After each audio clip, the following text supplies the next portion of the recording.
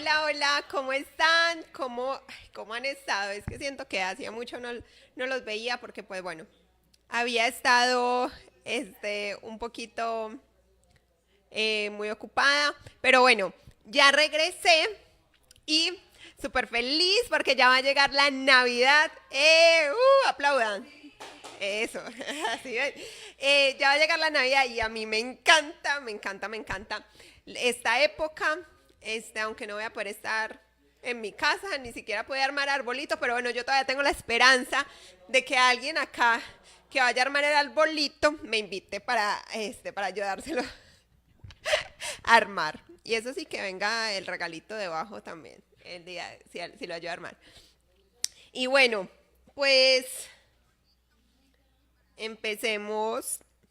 Les mando un saludito a todos los que se están conectando. Recuerden que todos los programas de Antena X los pueden ver por medio de Facebook, que es Antena X. Por medio en Instagram también pueden seguir a Antena X. Y en YouTube también los encuentran como Antena X. Sí, en mis redes sociales, yo estoy en Facebook como doctora Liz Jaramillo y en Instagram estoy como doctora Jaramillo 92.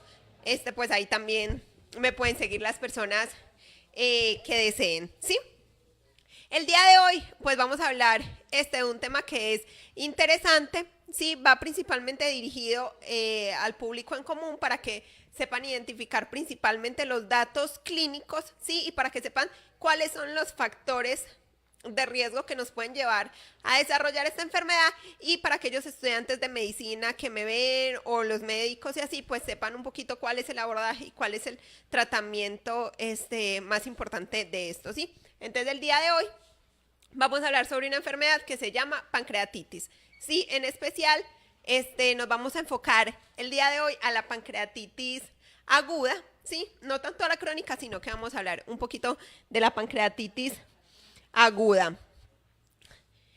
Oigan, no he empezado diciembre y yo me veo como más rellenita y todavía no he empezado a comer todas las cosas de diciembre.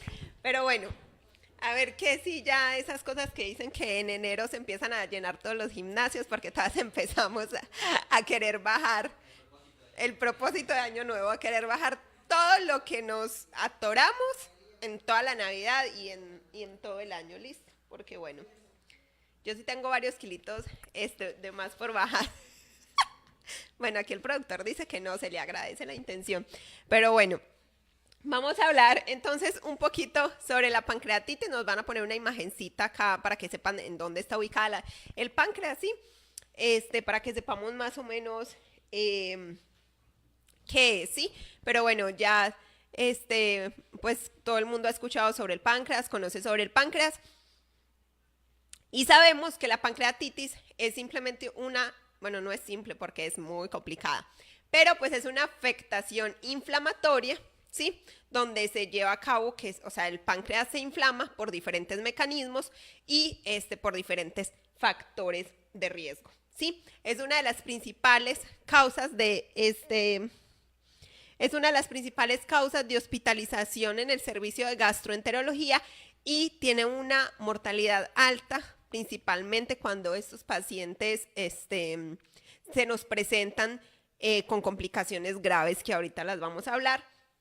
Entonces vamos a empezar a mandar saluditos, vamos a mandarle saluditos a Ruby García que está viendo el programa. Sí, le voy a mandar también un saludito a doña Lorena, le mando un beso, la quiero muchísimo hasta Medellín, y espero que ya nos veamos pronto y también le mando un beso y un abrazo así grandísimo a Mateo Arango, al guapo de Mateo Arango. Bueno, no le estoy tirando el pedo ni nada, nada más está guapo. Eh, bueno, en cuanto entonces ya... No, estos productores me hacen reír. No, no, no, no, no, tanto, ustedes no saben. Ya hasta extrañaba venir acá, ya lo extrañaba, en serio. Es un salirse así para que se me quite un poquito el estrés del resto de mi vida. Bueno, entonces ya sabemos que la pancreatitis aguda es una inflamación, un proceso inflamatorio del páncreas, ¿verdad? Pero lo que quiero contarles es por qué. o sea, por qué pasa esto o cuáles son las principales causas de que una persona pueda llegar a desarrollar una pancreatitis. Sí, tiene una incidencia altica, se dice que aproximadamente de 3 a 35 personas por cada 100.000 habitantes pueden presentar lo que es una pancreatitis aguda, y 2/3 de los casos, que es bastante, la mayoría, se presenta principalmente por cálculos biliares, o sea, cálculos en la vesícula biliar, en el conducto o por el consumo crónico de alcohol, ¿sí? Hay otras causas que ahorita las vamos a ir viendo, pero estas son las dos principales causas, ¿sí?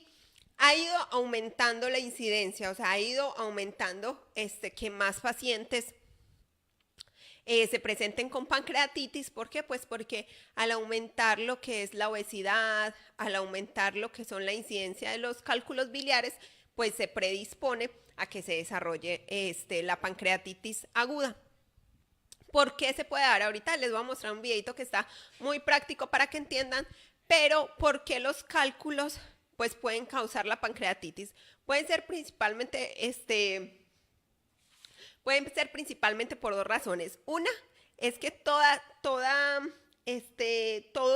se produzca un reflujo de la bilis sobre todo lo que es el conducto pancreático, ya sea porque se esté dando una obstrucción parcial o total al momento de que estén pasando los cálculos por el conducto, ¿sí? Y la otra es que haya como tal una obstrucción en la ampolla y que se desencadene como tal una respuesta inflamatoria, ¿sí? Esto entonces es importante porque sabemos que pues la incidencia más alta de cálculos biliares pues se presenta en las mujeres, ¿sí? Entonces la mayoría de las pancreatitis, por cálculos biliares pues se presentan en mujeres, pero es porque hay más incidencia de cálculos biliares en las mujeres que en los hombres.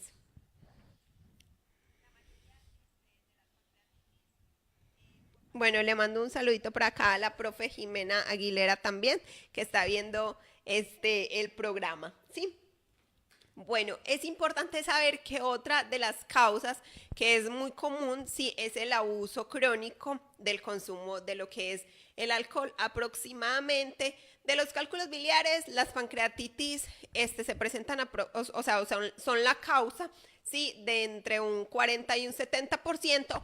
Y del consumo del alcohol crónico, pues se dice que es aproximadamente entre un 25 a un 10%, perdón, de entre un 25 y un 35% que se pueden presentar como tal la pancreatitis en pacientes que tienen consumo crónico de alcohol. Entonces no es nada despreciable la suma, aunque por ejemplo son las más comunes los cálculos biliares, pero solo el 3 al 7% de los pacientes que tienen cálculos biliares desarrollan como tal una pancreatitis, ¿sí?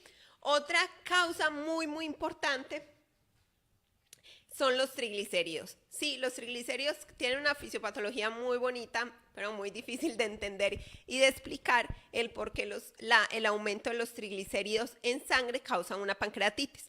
Sí, pero aproximadamente entre el 1, el 14, 15% se puede ver a esto. Yo, sí, en mis años de residencia he visto mucho, o sea, siento que son como más casos porque he visto muchísimos casos de pancreatitis por aumento de triglicéridos, ¿sí? Entonces sí es una causa importante que se debe sospechar, principalmente cuando ya sabemos que los triglicéridos, normalmente el valor de corte de la mayoría es abajo de 150, ¿sí? Nosotros como médicos tomamos un valor de referencia para decir que hay factor de riesgo para desarrollar pancreatitis por triglicéridos cuando estos están arriba de 1000 miligramos sobre decilitros en sangre. Sí, entonces esto es importante, ya sea que la hipertrigliceridemia se esté dando, ¿cómo les explico? Por un trastorno primario, sí, ya sea genético o por un trastorno secundario o metabólico, sí, que sea, por ejemplo, la obesidad, la diabetes, el embarazo, sí, el hipotiroidismo también, y medicamentos, ¿sí? Por ejemplo, los medicamentos como los estrógenos principalmente que también la pueden causar. Hay muchos otros medicamentos, ¿sí? Que los clasificamos y que nos pueden provocar como tal la pancreatitis. Ahorita los mencionamos. Bueno, le mando un abracito a la profe Jimena. Qué bueno que te gusten los programas y que aprendan algo. La verdad es que este es uno de los principales objetivos, que se lleven las cositas más importantes para, más que para que sepan enfermedades y así, es principalmente para que podamos prevenir, ¿sí? Y que para que sepan identificar algunos de los síntomas de los temas que hablamos para evitar complicaciones o vaya, poder identificar oportunamente una enfermedad, ¿sí? Bueno, ¿qué más? Hay estas tres causas que les acabo de mencionar por orden de frecuencia, pues son las causas más comunes. Entonces, los cálculos biliares, entonces que un paciente sufra de cálculos biliares, aquellos que son tanto asintomáticos y como sintomáticos, pues tienen riesgo de desarrollar una pancreatitis aguda. Incluyo a aquellos que son microcálculos. Sí, estos pacientes también, las pacientes que tienen microcálculos, o sea, aquellos que son muy pequeños, también tienen el riesgo de desarrollar lo que es la pancreatitis. Sí, el consumo crónico de alcohol también y los triglicéridos altos. Hay otras causas, sí, como por ejemplo lo son infecciones. Por ejemplo, entre infecciones virales, principalmente lo que son las hepatitis, la infección por el virus, por ejemplo, el citomegalovirus, el VIH, la infección por paperas, la varicela zoster también la puede causar, hongos, bacterias como el micoplasma, leptospira, o sea, un mundo de infecciones que son cosas mucho más raras, pero que siempre pues se deben sospechar y que se deben descartar en pacientes que no hemos estado o que no podemos encontrar la causa como tal de la pancreatitis, ¿sí? Bueno, también hay una pancreatitis que se asocia a un procedimiento que es la CEPRES, que es la colangiopancreatografía retrógrada post-endoscopía, si esta se utiliza ya sea para diagnóstico y tratamiento de diferentes enfermedades, y esta también tiene un alto porcentaje. mmm, Ay, como que me sentí algo en el diente. También tiene, también tiene un alto porcentaje de poder desarrollar, qué raro, de poder desarrollar lo que es una pancreatitis posterior a este procedimiento. Y ya sea por malas técnicas, por alteraciones en la anatomía, o sea, en realidad son muchas las personas, bueno, dependiendo de para qué se utilice, pero el porcentaje va entre el 5 al 25% que se puede hacer. Entonces, sí, y sí las veo bastante, las pancreatitis post-CEPRE. Bueno, otra causa muy importante es el calcio alto en la sangre. Entonces, aquellas pacientes que sufran, por ejemplo, de hiperparatiroidismo o alguna pacientes con enfermedad renal o alguna alteración que nos lleve a tener altos niveles de calcio en la sangre por cualquier razón, nos predispone a sufrir una pancreatitis, principalmente por lo que son el depósito de calcio en los conductos, ¿sí?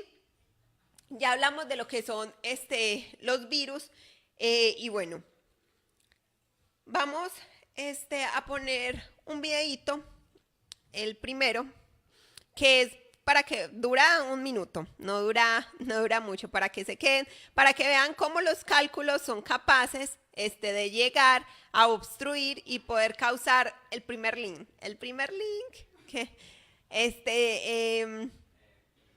dura aproximadamente un minuto, es el que menos dura, ¿sí? Eh, entonces, para que vean cómo se da el reflujo de la bilis y cómo se puede dar la inflamación, sí, pero no se vayan, que ya vuelvo.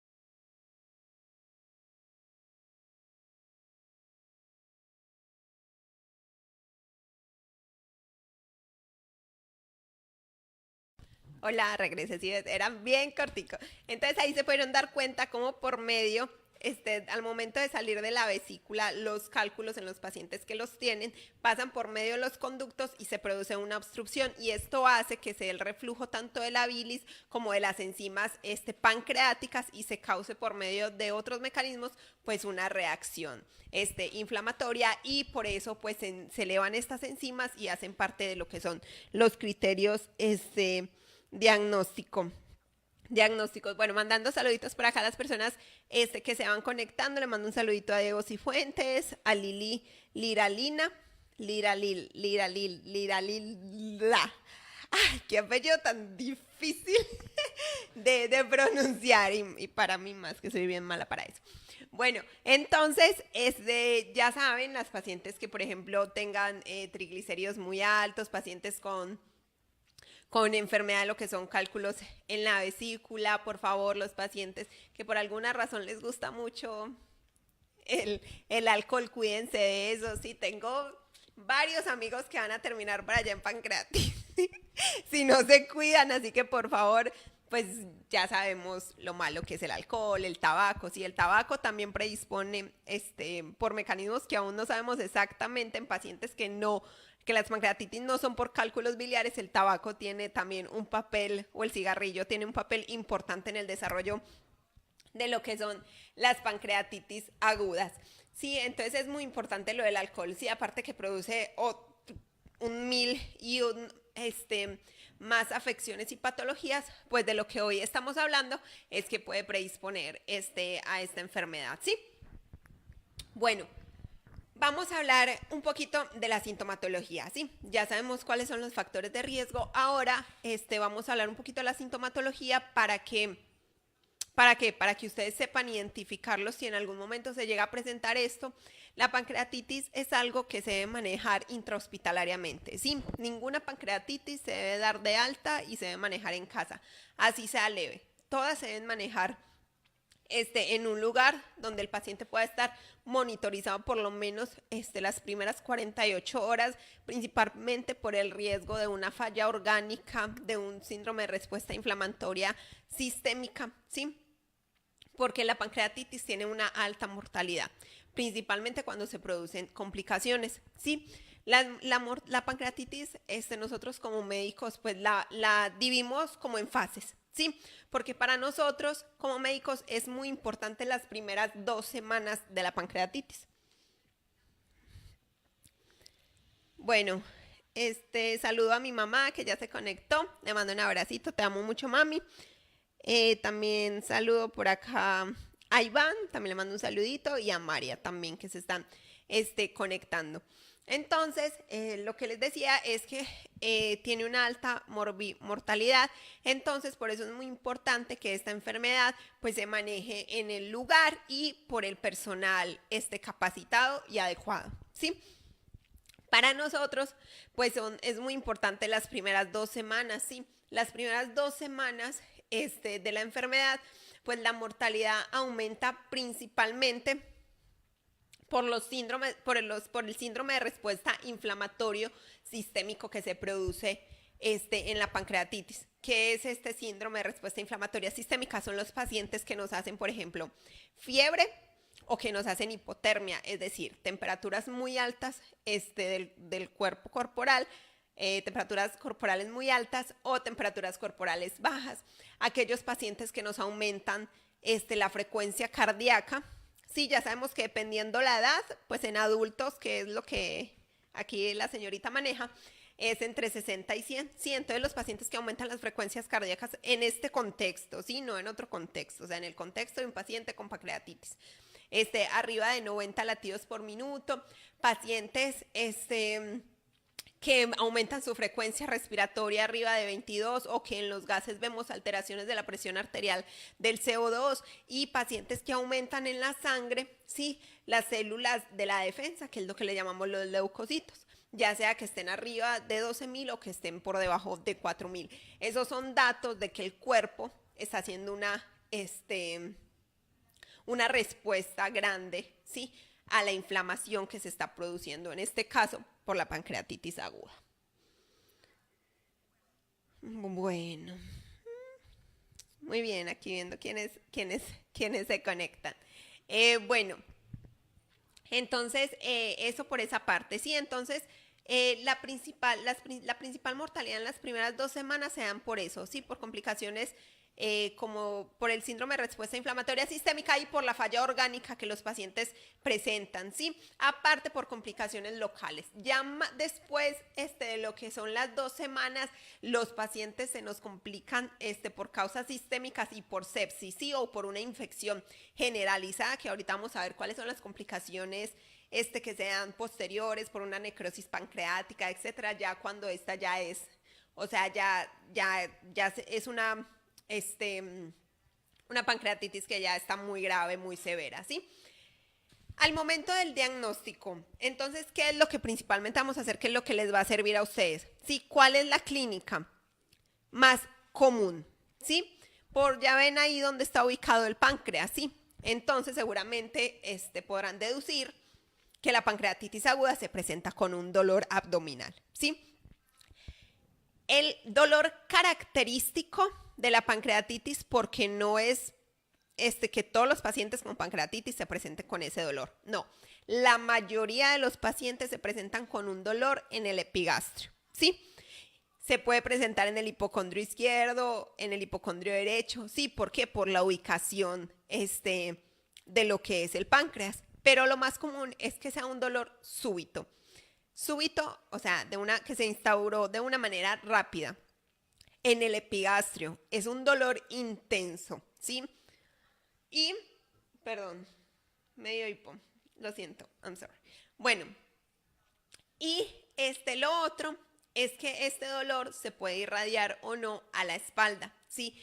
Este dolor es intenso, es incapacitante y puede durar horas, días o incluso extenderse. El 50% del dolor, el 50% de los pacientes refieren un dolor que se irradia a la espalda, que nosotros le llamamos que es un dolor en cinturón. Y generalmente es un dolor abdominal, que te lo refieren mucho como si te pasaran un penetrante, sí, como si te pasaran una espada de un lado a otro, ¿sí? Ese es el tipo de dolor que la mayoría de los pacientes con pancreatitis nos refieren a nosotros los médicos. Otra cosa es que el 90% de los pacientes tienen náuseas y vómito, ¿sí? Entonces esa es la clínica característica de una pancreatitis aguda. No quiere decir que todos los pacientes lo presenten. Para hacer el diagnóstico de una pancreatitis, nosotros tenemos que tener 2 de 3 criterios que están establecidos.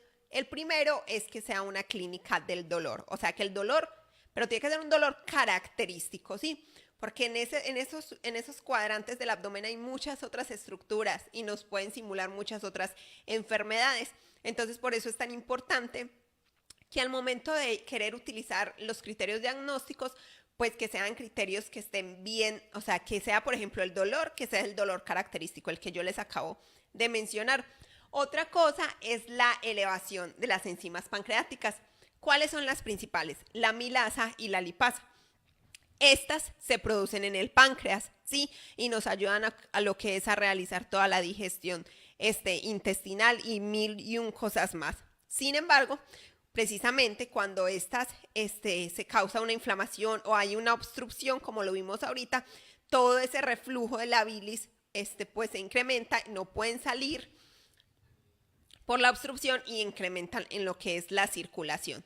Sí, la lipasa es mucho más específica que lo que es la amilasa, pero se eleva un poquitico más tarde que la amilasa.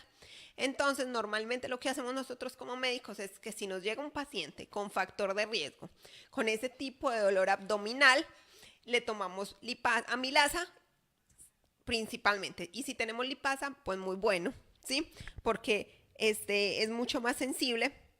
La amilasa se eleva aproximadamente entre las primeras 6 a 12 horas después de haber iniciado los síntomas, hace un pico aproximadamente a las 10 horas y se nos puede durar en sangre entre unos 3 a 5 días. Y la lipasa es mucho más sensible y específica, pero esta se eleva aproximadamente de 4 a 8 horas después de haber iniciado los síntomas y hace un pico que se eleva en sangre, un pico es que se eleva en sangre en su máximo como a los 24 horas, pero esta tiene una diferencia y es que en sangre puede durar aproximadamente de 8 a 14 días. Bueno, muy bien. Bueno, entonces este es el segundo criterio. Y el tercer criterio es un estudio de imagen, ¿sí? Que nos demuestre que hay una afectación pancreática, principalmente un TAC de abdomen con contraste de preferencia, ¿sí? Pero la mayoría de veces, pues no tenemos como tal cómo cumplir esos tres criterios, principalmente por el estudio de imagen. Si el médico está por allá en un pueblito lejos, ¿sí? Donde no tiene TAC, donde no tiene eco, donde de suerte tiene amilasa y tiene un paciente con dolor abdominal clásico y amilasa elevada amilasa o lipasa elevada 3 veces arriba del corte normal, pues haces el diagnóstico, ¿sí? No ni siquiera, o sea, si tenemos esos dos, no hay indicación de tener que hacer un estudio de imagen. ¿Cuál siempre hacemos? Un eco de abdomen. ¿Por qué? No porque ahí vayamos a ver alguna cambio o alguna alteración en la grasa pancreática, sino porque recuerden los médicos, los estudiantes de medicina, que la principal causa pues son los cálculos biliares y eso lo podemos identificar por medio de un ultrasonido abdominal. Entonces por eso es que se pide el ultrasonido abdominal en la mayoría de los pacientes. Pero si estás lejos, si te llega un paciente con datos así, pues nada más inicia el tratamiento, que ahorita lo vamos a ver, pues lo remites y ya que se estudien lo siguiente. El estudio de imagen, el TAC, solo se realiza cuando tenemos dudas diagnósticas, ¿sí? Cuando tenemos dudas diagnósticas o queremos corroborar o tenemos algún diagnóstico diferencial. Pero de entrada no se recomienda, aparte porque los cambios en el TAC, la necrosis o los cambios inflamatorios no se van a ver en las primeras horas o en las primeras horas del inicio de los síntomas. Entonces, pues no sirve de nada pedirlo a un paciente que va llegando con la clínica, pues porque lo más seguro es que no se vaya a ver ninguna alteración. Bueno, voy a mandar por acá saluditos. A Fernanda Martínez que se conecta, a Ángela también, Ángela San Pedro, le mando un saludo. Le mando un saludo también a Héctor Martínez. Aquí me están diciendo que respiren, entonces espera, yo respiro. Es que siento como que hablo muy rápido, pero bueno, voy a trabajar en eso, bastante. Aplaudan, muy bien. Bueno, entonces ya sabemos, ustedes como las personas que me ven, si llegan a tener alguno de estos síntomas, recuerden, es una enfermedad que te puede matar, ¿sí? Entonces es una enfermedad que se debe atender de manera inmediata, entonces por favor consulten. Ya sabemos cómo hacer el diagnóstico. Sí, la severidad, pues nosotros como médicos utilizamos varias escalas que nos ayudan a ver qué tan severa es la enfermedad dependiendo de los síntomas del paciente, dependiendo si hay necrosis o no pancreática. Y algo que es muy importante, sí, que nos sirve de pronóstico y todo, es la disfunción orgánica que el paciente presente. Sí, hay una escala que es la de Marshall, que es la que nos ayuda principalmente a ver la disfunción orgánica que se pueda presentar en estos pacientes, sí, principalmente a nivel renal, ¿sí? Entonces medimos, por ejemplo, lo que es creatinina, a ver si está aumentando, y los azoados o las toxinas, sí, que cuando el riñón no está funcionando se elevan en la sangre, cómo está la parte respiratoria, la presión arterial, si está baja o no, si requiere medicamentos que no la soporten, líquidos, etcétera. Entonces, eso es muy, muy, muy, muy, muy importante. ¿Por qué? Porque los pacientes con falla orgánica que se nos instauran más allá de 48 horas tienen un alto riesgo o más riesgo de mortalidad y complicaciones durante lo que es el desarrollo de la enfermedad, ¿sí? Entonces, después de tener el diagnóstico, ¿qué vamos a hacer? O sea, ¿qué le vamos a pedir al paciente? Sí, vamos a pedir una biometría hemática. ¿Por qué? Para ver, por ejemplo, si hay datos de respuesta inflamatoria sistémica, como vimos, como por ejemplo el aumento de las células de la infección, ¿sí? Y algo muy importante es para ver el hematocrito, ¿sí? Los pacientes que están hemoconcentrados, o sea, que les falta líquido, nos predice, o sea, eso predice complicaciones, predice mortalidad, predice necrosis, ¿sí? Los azoados elevados, el BUN, la urea, que son aquellas toxinas, para que me entiendan así a grandes rasgos, las personas que no saben, ¿verdad? Son las toxinas que el riñón no puede eliminar, que estén altas, ¿sí? Porque no se está dando una adecuada filtración por falta de flujo, por falta de líquidos, también nos predisponen a mortalidad, ¿sí? Entonces esos son parámetros que los podemos tener a la mano, sí, que son fáciles, la mayoría de los hospitales lo tienen y son parámetros que nos hablan de severidad y mortalidad, entonces es muy importante eso al inicio. Sí, se tienen que ver triglicéridos, se tienen que ver lo que es todos los electrolitos, principalmente el calcio, sí, también el potasio, porque hay que mantener un buen balance. La glucosa es muy importante. Sí, la glucosa es muy importante. Estos pacientes, cuando tenemos, se tiene que estar midiendo constantemente, ¿sí? Dependiendo ya del médico y del hospital, pero pues se recomienda que se esté midiendo constantemente y que mantengamos un control adecuado de lo que es la glucosa. Esta se debe tratar en los pacientes con pancreatitis cuando esté entre 180 y 200. ¿Por qué? Porque el riesgo de infecciones aumenta cuando tenemos pacientes con hiperglicemia, ¿sí? La hiperglicemia, ¿por qué se puede dar en estos pacientes? Puede ser por la nutrición que les estemos dando, dependiendo de la severidad de la pancreatitis, puede ser por la disminución de la liberación de insulina por el proceso inflamatorio que se está dando, puede ser por el aumento de la gluconeogénesis, por el proceso de la misma pancreatitis y también podría ser por lo que es la disminución de la utilización de esta, ¿sí? Entonces, por varios mecanismos se puede aumentar la glucosa en sangre y esta se debe tratar. Bueno, bueno, ¿qué más? Pedir eso. Ya sabemos cuando tenemos una hemoconcentración en la sangre por más de 24 horas, esto nos predispone a poder llevar o poder que el paciente nos desarrolle como tal una pancreatitis necrotizante, ¿sí? Entonces es muy importante manejar todo esto. El tratamiento de la pancreatitis tiene pilares así bien importantes, ¿sí? O sea, es un tratamiento muy integral, pero tiene fases que son esenciales. Y la principal es la hidratación. Lo más no, de las cosas más importantes en estos pacientes es una adecuada hidratación y una hidratación sin miedo, ¿sí? Hay que hacer una hidratación de entrada fuerte, sí, con grandes volúmenes de líquidos. ¿Por qué? Porque el paciente con pancreatitis hace mucho secuestro a tercer espacio. Entonces estos pacientes se deshidratan, hacen hipovolemia y por todo esto hacen hipoperfusión y hacen falla orgánica. Entonces es muy importante la hidratación adecuada. Si no tenemos el paciente con presión baja ni nada, pues le iniciamos una cantidad de líquidos.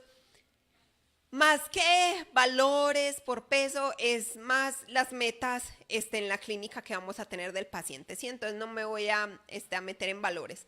Y si el paciente llega chocado, hipotenso, o sea, con presión baja, taquicárdico, etcétera, pues le damos reanimación con líquidos inicialmente y posteriormente le dejamos una infusión de líquidos.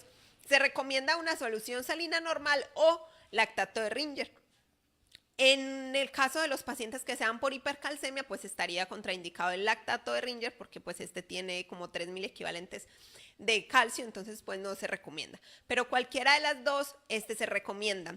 Hay estudios que dicen que el lactato de Ringer es mejor frente a la solución salina normal, que disminuye las complicaciones, tiene marcadores de inflamación más bajos en estos pacientes principalmente, pero pues la que tengamos en el servicio en el que estemos. La hidratación así, se tiene que dar en las primeras 26 horas, o sea, desde el inicio hasta las siguientes 48 horas, que es como la etapa más crítica de la pancreatitis, ¿sí? Entonces es donde más se tiene que dar una hidratación agresiva, ¿sí? Y tenemos que estar checando los resultados a las 6 horas, a las 24 horas, a las 48 horas, que es el periodo más importante para poder estabilizar al paciente y evitar las complicaciones. ¿Qué vamos a ver clínicamente? Tenemos metas en la clínica que son, por ejemplo, la frecuencia cardíaca que esté abajo de 120. Si eso nos dice que el corazón no está necesitando hacer mucho esfuerzo para poder bombear la suficiente sangre al resto del cuerpo para cumplir sus funciones. Tenemos que tener una diuresis adecuada. Sí, es muy importante. La diuresis es un marcador de perfusión que nos ayuda bastante a mantener una presión arterial adecuada. Y otra cosa que debemos de revisar en los pacientes con pancreatitis es que el hematocrito baje, si hay metas del hematocrito, y que si al momento de la llegada del paciente tenía azoados o afectación renal, que esta también mejora, porque ya sabemos que esto es un marcador que nos predispone a severidad, ¿sí? Entonces, pues estos valores también es muy importante revisarlos.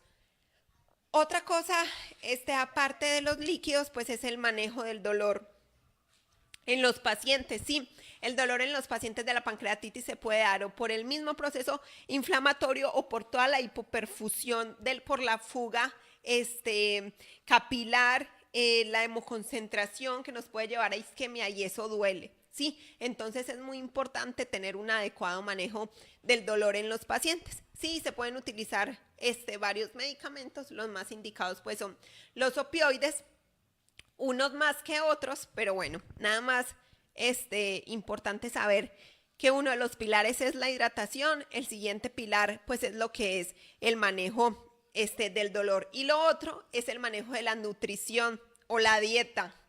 ¿Sí? El manejo de la nutrición o la dieta. Y esto, porque antes se decía, es que no, a todos los pacientes se tiene que dejar en ayuno, y no.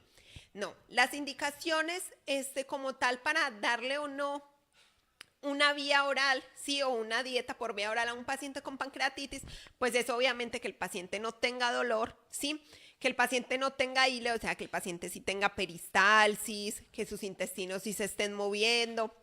Sí, y otra pues que no esté vomitando, o sea, que tolere la vía oral y que sea una pancreatitis leve. Sí, sí, tenemos una pancreatitis que es leve y el paciente no nos está vomitando, no trae dolor abdominal, tiene peristalsis y movimientos adecuados, podríamos iniciar una dieta tranquila, ¿sí? Pero si no, podemos poner una sonda, ya sea gástrica o yeyunal, para mantener lo que es la alimentación de los pacientes. No se recomienda de forma temprana poner como tal una nutrición parenteral, ¿sí? Por todas las complicaciones que se verían en la translocación bacteriana, intestinal, etcétera. Sí, entonces esos son los pilares principales. Y lo otro pues es evitar, sí, evitar lo que es la disfunción orgánica, principalmente en las primeras 2 semanas, porque después de las 2 semanas vienen complicaciones que son diferentes, complicaciones pulmonares como derrame pleural, derrame pleural, síndrome de insuficiencia respiratoria aguda, también lo que son las colecciones, etcétera, la sepsis por infecciones ya sean del mismo lugar o lugares extras. Sí, otra cosa muy importante es el uso de los antibióticos. No está indicado el uso de los antibióticos a menos que tengamos una necrosis infectada o que tengamos una infección que evidenciemos que es, por ejemplo, una neumonía que pueden hacer, o un derrame pleural que se locule y se infecte, etcétera. Vamos a ver un videito cortito de cómo son los síntomas, ¿sí?, de la pancreatitis, y regresamos para que ya nos despidamos porque ya me están acá en chinga, Liz, en chinga, que ya se está acabando esto. Ya regresamos.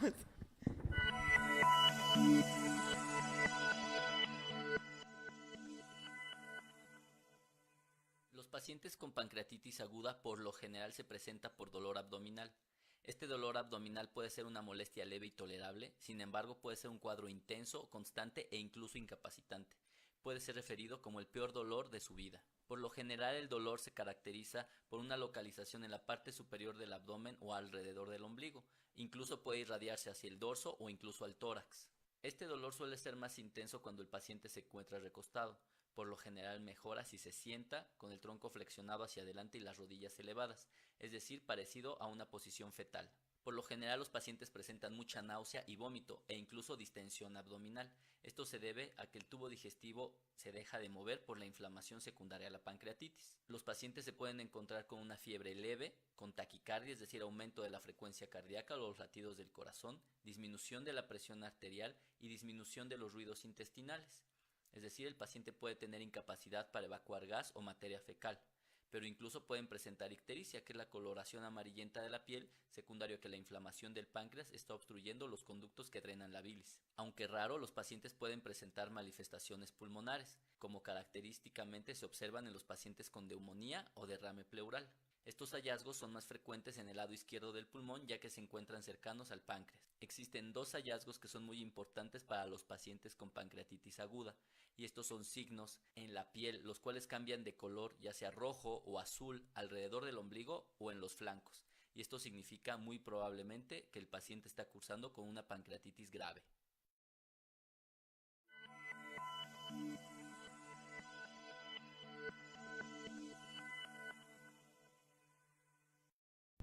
Hola, hola, bueno, regresamos y ya pues para despedirnos, espero les haya gustado, lo hayan entendido, lo más importante que les haya servido de algo, principalmente para prevenir, sí, o sea, prevenir la obesidad, prevenir diabetes, no fumar, si están tomando alcohol, pues quítenlo de su vida, nada, no hace daño unas cheves así de vez en cuando, unas cervezas, perdón, ya hasta hablo mexicano. Unas cervezas de vez en cuando, pero por favor no lo agarren de hábito porque sí tiene consecuencias. Lo que son pues los factores de riesgo que les mencioné, como es la clínica, saber identificarlo y saber cuáles son los que tienen complicaciones graves, sí, que tienen complicaciones muy graves, cómo se debe tratar de manera adecuada, por lo menos lo principal, porque detrás de eso vienen muchas cosas. Nosotros nos divertimos bastante con las pancreatitis. Bueno, a mí me encanta, yo no soy muy gastro y así, pero a mí me encanta el tema de la pancreatitis. Entonces sí, son muy divertidas, pero son muy peligrosas. Entonces, pues cuídense bastante, espero les haya gustado. Ya el sábado es 1 de diciembre, feliz Navidad, que Dios les regale mucha prosperidad, que les den muchos regalos y que el niño Dios les traiga un súper regalo el 24 de diciembre. Yo ya casi viajo a Colombia, no veo la hora de llegar, espero que se pase rápido este mes para poder ir porque ya extraño mucho a mi familia. Les mando un saludo a todos los que se conectan, ¿sí? Les mando un saludo a todos los que se conectan. Recuerden que me pueden seguir, por favor, síganme en mis redes sociales, síganme en Insta, por favor, sigan, necesito que me sigan, no mentiras, por favor, síganme. Esto lo causa el productor que está ahí atrás, es que le voy a tomar una foto y se las voy a mostrar en estos días para que vea que él es el que me hace hacer estos ridículos en vivo. Bueno, entonces, para que me sigan en mis redes sociales, en Instagram como Doctora Jaramillo 92, Antena X como Antena X, en Facebook Antena X, en YouTube Antena X y en mi Facebook como Doctora Liz Jaramillo, y por ahí nos estamos viendo constantemente. No sé qué quieran hacer la otra semana, yo necesito que hablemos de algo diferente a la medicina. Vamos a ver si hacemos como palabra, la posada. Yo la verdad no entiendo mucho de las posadas mexicanas porque eso no es muy de Colombia, pero espero poder asistir a la de Antena X para comer bastante carne, que por acá ya me dijeron que iba a haber carne, lechona, burrito, bueno, muchas cosas ricas. Pollo, caballo y carne. Bueno, para que hablemos, vamos a ver, bueno, Walter se va a retirar, el productor, unos días, pero a ver a quién conseguimos para hacer unas diferencias de palabras colombianas y mexicanas, si se puede. Si no, les traigo otro temita de medicina. Entonces, si no, escríbanme, me dicen que les gustaría, sí, por favor, a mí ya se me están acabando las ideas porque no tengo mucho tiempo de pensar tanto. Entonces, les mando un abrazo. Los últimos saludos, por aquí, a Pedro Cortés, a Anita Incapié, a Julio Osorio, Le mando un saludo muy grande, espero que todo vaya súper bien. A mi mamá, Alejandro Carrizales, le mando un saludo a todos, muchas gracias a todos los que se conectan y nos vemos el siguiente jueves, como siempre, de 4 a 5 de la tarde en el programa de la doctora Liz Jaramillo. Un beso, nos vemos, bye.